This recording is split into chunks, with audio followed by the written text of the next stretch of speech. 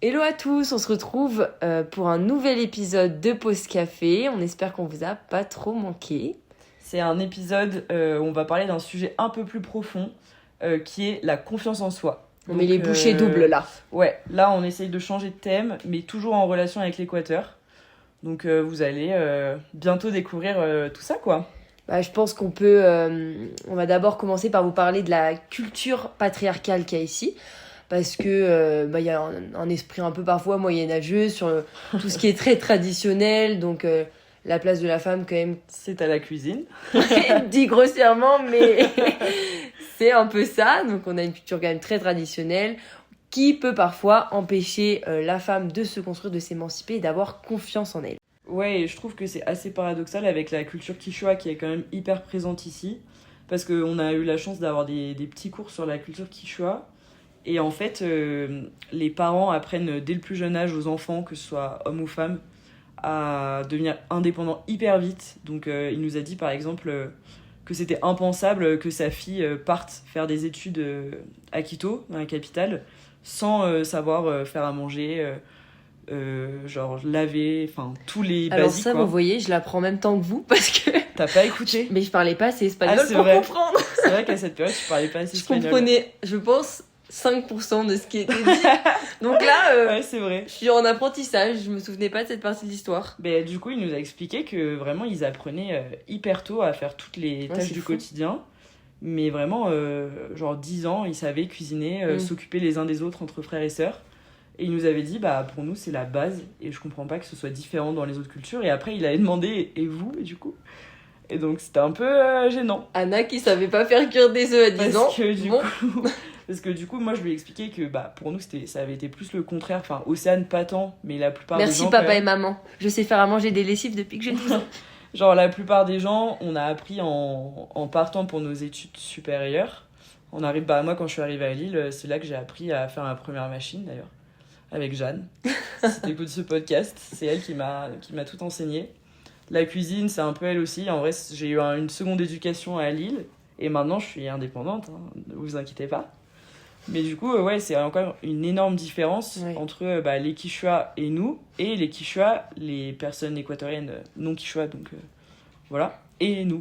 Il y a vraiment une triplette assez étrange. Et c'est pour ça, je pense aussi que ils ont ce contraste de culture Quichua, mais nous, on suit quand même beaucoup de personnes qui sont non Quichua. Enfin, il y a un peu des deux quand même. Un peu des deux, mais on a quand même les exemples de gens qui ne se sont pas lancés. C'est des non-quichua en tout cas. Ouais, clairement. Des non-quichua. Et en fait, tous les exemples de femmes qu'on a qui se sont lancées, c'est parce que leur mari s'est barré ou alors elles ont divorcé. Ouais, c'est vrai. On a l'exemple de... On peut pas dire son nom. De l'anonymat. On va pas dire les prénoms au cas où. On a fait on pas être poursuivi en justice. On a fait une interview la semaine dernière avec une femme qui, sur le ton de la blague, était vraiment là en mode avant je faisais rien de ma vie, puis mon mari s'est barré, puis j'étais dans la merde, et là, ouais, c'est vrai. Petit business. Ouais, c'est vrai qu'il y a eu ça. Après, on en a aussi une dont le mari a été le plus grand soutien, parce que c'est grâce à lui qu'elle a pu avoir un microcrédit, encore une fois, à son nom, du coup, parce que lui avait une propriété à son nom, et c'est un des documents nécessaires pour demander un microcrédit. Je sais pas si vous entendez Féfé, là, elle est en folie dans sa cage, là. C'est infernal.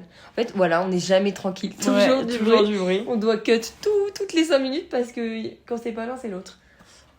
Bon, on a rentré le fauve, on peut reprendre. On a couché l'animal.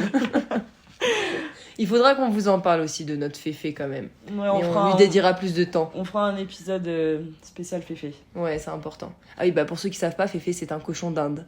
Ok, sans transition, on va passer au second point, qui est l'éducation. Donc on va parler de l'éducation et aussi du manque d'éducation financière. Oui, qui peut du coup poser problème aussi sur la confiance en soi à lancer un projet. Ouais. Et du coup, on peut commencer quand même par vous parler de notre travail à la préfecture. Ouais. Qui a été un réel plaisir parce que nous avons donné donc pendant 1 mois, 4 fois par semaine, des cours à des enfants. Et je crois que ça a beaucoup énervé Anna sur certains points. Moi, toi aussi. Hein. C'est vrai. Et en fait, je pense que ce qu'on comprenait pas aussi en faisant les cours qui nous a été expliqué par la dame chez qui on vit, c'est que en fait ils ont une manière d'apprendre qui est très différente de la nôtre, ou aussi c'est une éducation beaucoup plus stricte où personne se met en avant et ça apparaît plus un peu comme de la timidité. Et du coup, pour nous, France, où on a quand même beaucoup place à... On est très amené à parler en public. Et... Participation qui compte dans nos pourcentages. On a des notes de participation. Eux, ils sont vraiment amenés à se taire et à écouter et à appliquer. Et donc ça, ça reste quand même un frein dans le fait d'entreprendre, je pense. Puis pour nous, ça paraissait presque comme du manque de respect, alors qu'au final, ils étaient carrément. juste... pas amenés à sortir de leur zone de confort. Parce que nous, du coup, on encourageait évidemment la participation, sinon on faisait le cours... parce que c'était des cours d'anglais, du coup, je sais pas si tu l'as dit. Non, je sais plus. Parce qu'on faisait des cours d'anglais, donc sans participation, un cours d'anglais, c'est un peu... Longuet. Un peu long, et vraiment, c'était compliqué. Ouais, c'est très compliqué. De les rendre impliqués dans la chose, mais en fait, nous, on pensait que c'était un manque d'implication, alors que finalement, il devait y avoir de ça, évidemment. On va pas tout justifier non plus sur l'éducation, mais l'éducation doit jouer un rôle dans ce schéma. Oui, c'est sûr. Et du coup, ça nous emmène sur notre point suivant, qui est le manque d'éducation sur certains aspects. Donc là, nous, on va surtout vous parler du manque d'éducation dans notre travail, enfin, ce qu'on perçoit à travers notre travail, parce qu'on travaille quand même avec des femmes, du coup, micro-entrepreneuses, et on les aide à développer leur business. Et ce qui ressort tout le temps, c'est leur manque d'éducation sur le côté financier. Ouais, manque d'éducation financière. Et même elles nous le disent, parce que du coup, en parallèle, on fait notre mémoire, on a interviewé pas mal de femmes déjà. Et à chaque fois, on leur demande ce qui leur manque pour réussir mieux, en gros. Et c'est tout le temps, manque d'éducation financière, ça, c'est sûr que ça aiderait tout le monde, quoi. Ouais, elles nous disent des trucs, parfois, c'est... Enfin, en fait, je vais vous le dire et ça va vous paraître complètement insensé, mais elles nous disent c'est génial parce qu'avec Impulso, j'ai appris à savoir combien je rentrais, donc à calculer ses revenus. Et du coup, je savais combien je pouvais dépenser. Alors pour nous, ça paraît logique, mais juste... elles ont déjà leur magasin. Elles ont quand même pour la plupart des microcrédits qu'elles ont pris pour payer leur magasin et investir dedans. J'avais parlé en espagnol. Invertir, pour invertir dans leur tienda. Et du coup, c'est fou d'avoir déjà tout ça, mais de pas savoir le basique de je gagne combien, je dois dépenser combien, j'ai combien d'inventaire. Genre, c'est des... les premiers trucs qu'on fait, c'est quand même apprendre à calculer un revenu. C'est ça. Et Anna qui explique pendant 45 minutes comment on calcule un revenu. Ouais, j'ai dû calculer le salaire de plusieurs des femmes, leur dire il faut le fixer à temps par rapport à ce que tu peux gagner en moyenne, etc. Et donc après, c'est qu'à partir de là qu'elles savaient combien d'argent il leur restait pour le foyer, quoi, en gros. Donc assez fou de pas avoir cette éducation financière. Oui, du coup, pour le coup, là, on sent qu'on a un réel impact sur ce sujet-là. Donc, c'est hyper cool. Oui, et un truc qu'on peut pas aussi enlever à tous les gens qu'on rencontre, et ça, je pense que c'est très différent dans d'autres terrains d'action, c'est qu'on a des gens qui ont vraiment envie d'apprendre. Donc, en fait, ils sont en manque de savoir sur certaines choses, mais ils ont vraiment envie d'apprendre et de s'améliorer. Et enfin, nous, quand on donne les formations... c'est pas applicable à tous nos bénéficiaires, mais on en a quand même qui ont fait des exercices avec eux. Après, ils nous disent « Oh, je vais appliquer ça à mon business, puis je vous remontrerai. » Enfin, c'est quand même agréable, je pense, par rapport à d'autres terrains. Ouais, de sentir que les gens... Et c'est hyper bizarre parce que je vais essayer d'exprimer bien ma pensée. Il y a vraiment un contraste entre les personnes qui veulent vraiment réussir et vraiment entreprendre et créer un truc de dingue, et des personnes qui se satisfont de leur situation actuelle, et pas qu'elle soit mauvaise et qu'il faille tout le temps aller de l'avant et faire les choses mieux. En soi, on peut très bien se complaire dans une situation, il n'y a aucun problème avec ça. Mais du coup, ici, il y a vraiment aussi une énorme team qui est dans ce truc-là. Notamment, on peut vous donner comme exemple les personnes du marché. Ouais. Genre, faut savoir qu'il y a un grand marché artisanal juste à côté de chez nous. Juste à côté de chez nous, on habite vraiment à 2 mètres. Ouais. Et en fait, c'est vraiment, je pense, 100 ou 150 personnes qui vendent à peu près toutes la même chose. Ouais, et tous les jours. Ça a l'air d'être un travail super dur parce qu'il faut tout monter, tout enlever le soir. Ouais. Pour très peu de ventes. Pour vraiment très peu de ventes. Parce que on est vraiment, pour le coup, on doit être 10 touristes à tout casser. Oui. Enfin, 10 qu'on a vus depuis qu'on est là. Et les locaux, ils achètent pas tant ça, quoi. C'est des souvenirs, des trucs artisanaux, des ponchos, voilà. Et donc les affaires vont mal, vraiment, les affaires vont mal. Et ça depuis des générations, mais ils continuent. Donc, et personne se dit, ok, on va changer parce que ça fonctionne pas. Bah ouais. En fait, juste, c'est de famille en famille. Et ils continuent le truc. Donc, en vrai, c'est hyper cool parce que ça reste une tradition. Oui. Nous, on adore ce marché, vraiment. Il y a une grande tradition artisanale. On y va tout le temps, on kiffe. Mais ça reste une situation étrange. Mais on s'est encore posé la question ce matin en y passant. Parce qu'on y passe tout le temps. J'ai dit à Anna, mais je comprends pas en fait. Plus on y passe, plus je me demande pourquoi ils changent pas, parce que ça a l'air vraiment d'être compliqué. Ouais. Et en vrai, t'as dit un truc pas bête, qui est logique, c'est que ils savent pas faire autre chose et ils chercheront pas forcément à faire autre chose. Et quand on dit ils cherchent pas à faire autre chose, c'est vraiment pas du tout une critique. Genre, c'est juste ça les intéresse pas, quoi. Ça leur vient pas à l'idée, et ils ont pas envie. Et c'est tout à fait compréhensible. Oui. Mais nous, parfois, ça nous étonne que juste il n'y ait pas quelqu'un sur le marché qui se dise en fait tout le monde vend des chapeaux et si moi je vendais des chaussettes, tu vois, un truc comme ça je vais me démarquer des autres, je vais faire quelque chose, parce que là tous les stands sont similaires. Et du coup je pense que ça revient sur un autre truc conclu, quoi. Ça revient sur un autre point qui est, et je sais pas si on se l'est vraiment posé, à quel âge, jusqu'à quel âge l'école est obligatoire, parce que dans nos interviews on demande à chaque fois leur niveau d'éducation.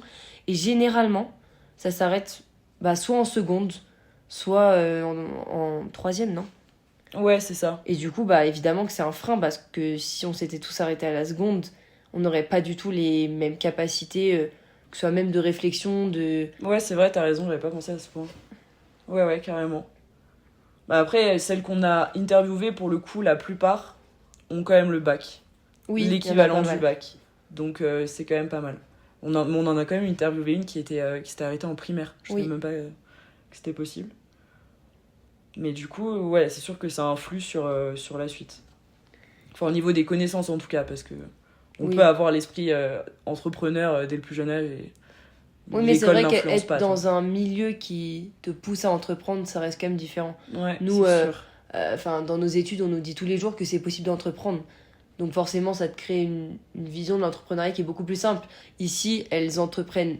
Enfin, il y a quand même beaucoup d'entrepreneurs et c'est un entrepreneuriat de nécessité. Vraiment. Ouais, c'est ça. Et c'est une différence entre entrepreneuriat de nécessité et d'opportunité. Donc l'opportunité, c'est t'as une idée, t'es pas dans la merde et tu dois absolument trouver quelque chose pour t'en sortir. Et je crois qu'il y a qu'une seule personne sur les 10 que j'ai interviewées qui m'a peut-être dit opportunité. Ouais, clairement. Mais sinon, toutes les autres, c'est toujours de la nécessité pour faire vivre leur famille, parce que oui, il y a des frais, il y a des enfants. Ici, ils ont quand même beaucoup d'enfants, alors qu'ils ont peu de moyens.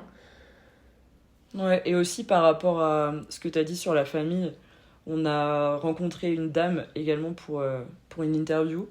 Et quand on est arrivé avec OC et qu'on a vu son magasin, on s'est dit, waouh, c'est une dinguerie comment il est beau. Genre vraiment, tout était beau, tout était ordonné, genre c'était vraiment top.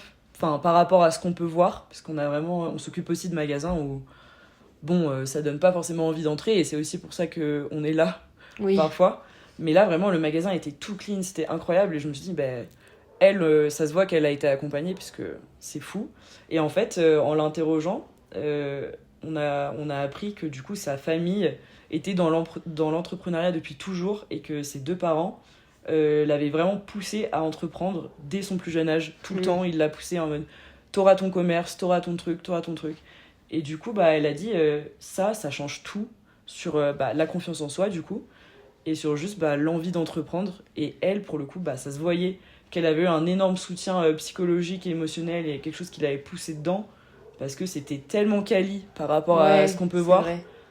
C'était vraiment choquant. Et c'était son deuxième business en plus. Oui, c'est vrai. Et je pense que ça nous emmène sur un de nos prochains points, qui est du coup l'accompagnement psychologique, qui est hyper important dans l'entrepreneuriat. Et du coup, comme vous le savez, nous, on travaille surtout sur des accompagnements individuels de personnes, donc pour les aider à développer leur business, que ce soit sur la comptabilité, plutôt de la promotion de business. Mais ce qu'on s'est aussi rendu compte, et qu'on ne savait pas du tout avant de venir ici, c'est qu'on a quand même une part de notre travail qui est dédiée à cet accompagnement psychologique, justement pour que ces gens prennent confiance en eux et qu'ils se disent qu'ils en sont capables, qu'ils sont capables de prendre des décisions. Et en fait, nous, on leur donne juste les clés Donc, que ce soit finance, comptabilité, mais vraiment des basiques. Et après, ils sont capables de le faire et ils peuvent le faire. Et quand ils prennent confiance en eux, ça fait vraiment la différence. Ouais. Et là, on accompagne, il y a une des dames qu'on accompagne, on n'a plus grand-chose à faire avec elle niveau formation. Parce qu'il y a déjà des binômes qui l'ont accompagnée, elle a déjà fait le tour, etc. Mais pour autant, le business marche pas top.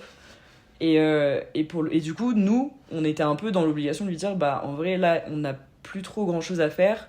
Genre, qu'est-ce qu'on peut faire de plus ? Et le fait qu'elle ait pas d'idée, etc., on s'est dit qu'on allait peut-être devoir arrêter l'accompagnement. Et en fait, on s'est rendu compte que juste, elle avait besoin de parler. Et le fait qu'on vienne juste lui parler pendant 1 heure, de manière hebdomadaire, bah... ça l'accompagne psychologiquement et ça lui fait du bien, ça casse sa routine un peu. Et elle se livre énormément. Ouais. Et je pense qu'avec Anna, on n'avait pas du tout mesuré cette partie-là de notre mission. Non, clairement pas, parce qu'on allait arrêter l'accompagnement du coup, alors que... On se rendait pas compte en fait que... C'était une erreur de ouf. Oui, bah oui, ça aurait été une grosse erreur de notre part. Bah ouais. Et je pense qu'on s'en est encore plus rendu compte quand on a rencontré du coup une ancienne femme qui était accompagnée par Impulso, qui elle nous a vraiment dit, mais Impulso, certes, ils m'ont aidé sur plein de points, de comptabilité et tout, comme on vous a dit avant. Mais en fait, ils nous ont dit, mais dans une situation compliquée comme dans laquelle moi j'étais et j'avais plus espoir en rien et j'avais plus goût à rien, le fait qu'il y ait des filles qui viennent toutes les semaines avec leur sourire en me disant ça va le faire, tu vas t'en sortir, j'ai gardé le cap et je m'en suis sortie. Ouais, et ça, elle nous l'a répété plein de fois pendant l'interview. Et ça nous a un peu bousculé quand même. Ouais, on s'est dit, en vrai, c'est trop cool qu'il y ait des personnes qui aient autant d'impact. Et savoir qu'on peut apporter un soutien psychologique en plus, c'est vraiment trop cool. Ouais, c'est quand même intéressant. Et en plus, on en apprend grave sur elle, du coup. On parle vraiment de plein de trucs. Là, on est allé voir une bénéficiaire aujourd'hui. On a parlé du mariage, des hommes, comment choisir son mari et tout. Et en vrai, c'est trop marrant. Bon, ça n'a rien à voir, mais c'est juste pour vous dire qu'on peut créer des vraies relations avec elle. Ouais, on crée vraiment des liens. Et je trouve ça trop cool. Enfin, vraiment, on est parti 1 heure en retard. Elle nous a pris beaucoup de temps, cette petite, mais c'était super. Une conversation trop cool. Et en plus, ça donne encore plus envie de retourner les voir quand on se sent proche comme ça d'elle. Ouais. C'est grave sympa. D'ailleurs, il faut qu'on trouve une idée de cadeau à offrir à nos bénéficiaires, petite parenthèse, pour la fin de notre mission. Si vous avez des petites idées, n'hésitez pas. N'hésitez pas à nous dire. Parce que là, Parce que c'est vrai qu'on commence à s'attacher un peu. Grave. Franchement, ouais. On ne pensait pas au début parce que, évidemment, il y a la barrière de la langue et on se rend compte quand même que c'est des gens très craintifs. Et en fait, pour la plupart craintifs. Oui, on savait pas et on s'en rendait pas compte au début, mais on a l'impression juste qu'ils étaient distants et qu'ils avaient pas envie de nous voir ou d'apprendre avec nous. Et en fait, on s'est juste rendu compte avec le temps que c'est de la méfiance totale de la vraie méfiance de leur part, parce que y a certains aspects encore un peu dangereux ici ou je sais pas. Ouais. On sait pas trop. On a une anecdote assez marrante. On peut faire la dédicace à Emma et Gladys. Ah oui, ça c'est très marrant. Donc il faut savoir que Emma et Gladys, c'est l'autre binôme qui travaille avec nous. Donc elles ont d'autres bénéficiaires que nous. Et elles voulaient une dédie, donc voilà. Ouais, la dédicace est dans cette Mais là, je l'ai trouvée sur mon élan de c'est parole. C'est pas mal. Et en fait, elles accompagnaient un monsieur. Donc c'est un des seuls monsieur qui accompagnait. Et elles allaient le voir toutes les semaines. Et toutes les semaines, il était un peu réticent, mais en même temps, il voulait apprendre. Et il y a des semaines, elle rapportait des pains au chocolat. et le monsieur, il prenait les pains au chocolat, il les mettait sur le côté en mode « Ah, j'ai pas trop faim. » Je les mangerai quand vous serez plus là. Et attention, la chute. Ouais, la chute. La chute de l'histoire. Précise qu'avant la chute, donc quand il y a eu la chute, ça faisait déjà un mois. Oui, c'est vrai. 1 mois qu'elle voyait ce monsieur. Et la chute est terrible. Ouais. En fait, elles sont allées le voir du coup pour un 5 ou 6e rendez-vous après 1 mois. Et le monsieur, à un moment, il les regarde et il leur dit « Mais excusez-moi, mais vous êtes qui ?» Et donc là, elle leur explique qu'elles viennent d'une asso pour aider les micro-entrepreneurs en Équateur et en Amérique latine. Et là, le mec leur dit « Ah, mais moi, je pensais... je me méfiais parce que je savais pas qui vous étiez. » Et surtout que Emma a dit vous inquiétez pas, t'inquiète pas, on n'allait pas te tuer. Et là, elle a vu qu'il y avait eu un petit mouvement et qu'il avait encore plus pris peur. Et en fait, il pensait que c'était un appât c'était un truc de narcos. Ouais, un appât. En fait, c'est apparemment il y a ça à Quito, ils envoient des appâts. Donc en général, des filles comme nous. Ouais.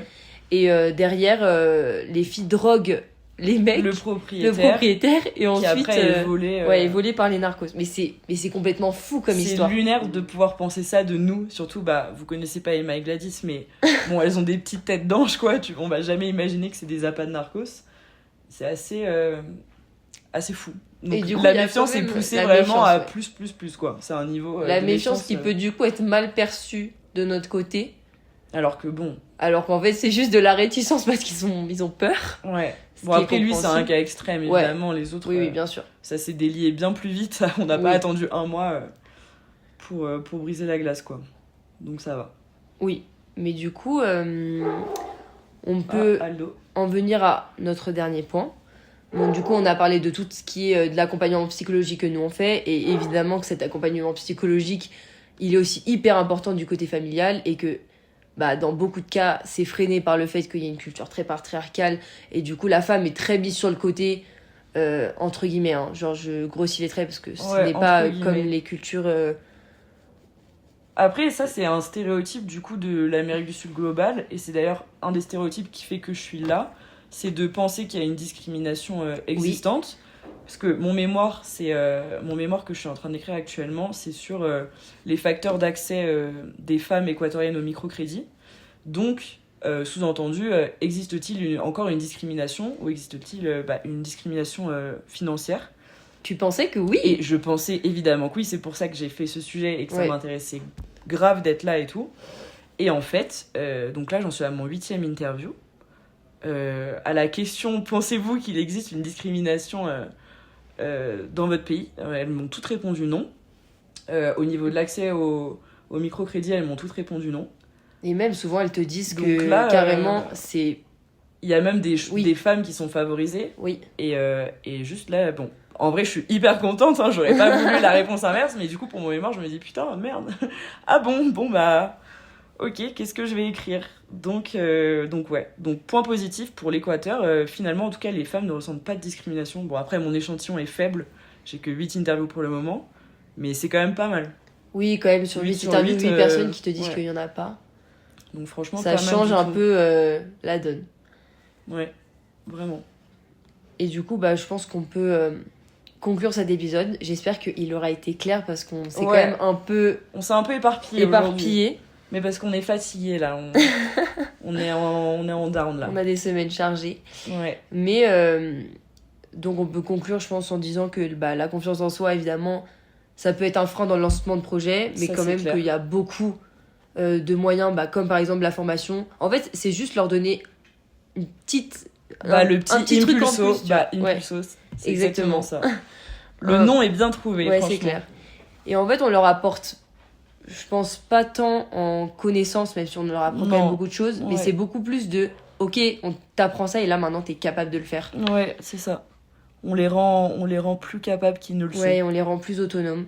Ils développent leur force. Ouais. Mais surtout leur confiance en eux. Et en vrai, ça, c'est trop cool parce qu'en plus de ça, ils nous font aussi, nous, prendre encore plus confiance en nous. Je trouve que c'est un peu un échange de confiance et de... Enfin, on se développe grave, en fait, en étant avec eux. Donc, c'est vraiment super cool. Et à travers tout ça, on a beaucoup plus compris pourquoi on était là. Ouais, carrément. Parce que c'est vrai que c'est compliqué de se rendre compte que tu peux avoir un impact. Parce que, en vrai, on est qui, nous, pour dire qu'on va avoir un impact. Et ça, on en est conscient. Il y a peut-être beaucoup de gens qui ont dû se le dire, c'est qui, elle, pour avoir un impact. Mais comme Louis-Élie nous l'avait expliqué pendant l'entretien, là, le truc de la brique, nous avait fait une petite métaphore pour notre entretien Impulso sur un mur en briques. Et on nous avait dit, vous serez qu'une brique du mur. Donc, faut pas vous attendre à faire des miracles, à ce que, après avoir accompagné une bénéficiaire, son commerce marche du feu de Dieu et que juste vous ayez révolutionné le truc. C'est juste, vous donnez votre petit Impulso et vous mettez votre petite brique dans le mur et un jour, ça fera un énorme mur. Et on est fiers de mettre cette brique. Ouais, et là, notre brique, elle est belle. Et au moins, maintenant, on se rend compte aussi qu'il y a cette brique. Ouais, et clairement. Je pense que... Et ça change tout sur notre vision de la mission, sur même notre bien-être, en vrai, notre mental. Ça, ce sera pour un autre épisode. C'est pour un autre épisode. Parce que, évidemment, il y en a encore plein qui vous attendent. On a décidé, du coup, on vous a pas dit, mais de faire un épisode par semaine, à peu près. si on arrive à suivre le rythme. Mais en tant que grande travailleuse, tout ira bien. Sauf la semaine prochaine parce qu'on part à Mexico. Ouais, donc on prend des petites vacances. On a 9 jours de On vacances. commence le travail et on arrête parce qu'on est fatigué là. Donc voilà, on vous fera un épisode, pas mercredi prochain, mais mercredi encore d'après. Ouais. On sera de retour. Donc on espère que l'attente de 2 semaines ne sera pas interminable. Et du coup, on vous le souhaite. J'allais dire, on vous souhaite des bonnes vacances. Mais non, vous êtes tous rentrés. Vous êtes à l'école, en alternance ou au travail. Non, du coup, on se souhaite de bonnes vacances. Souhaite de bonnes vacances. Et on vous retrouve donc dans 2 semaines pour un nouvel épisode de Pause Café. Bisous.